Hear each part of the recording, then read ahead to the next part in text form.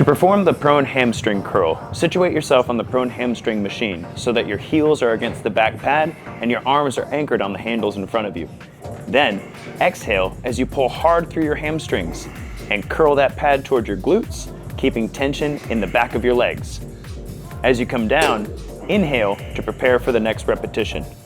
Do your best to keep your ankles flexed rather than your toes pointed. This will get you some additional activation in the hamstring muscles. Continue with great form through all repetitions. This exercise is called the prone hamstring curl. The prone hamstring curl is an amazing way to isolate the hamstring muscle, which is a really hard one to isolate sometimes.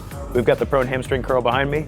Let's get after it. The prone hamstring curl isolates the hamstring muscle. The hamstring connects from your hips all the way down behind your knee. And so when Katie's pulling hard and flexing her legs, she's getting right into those hamstring muscles.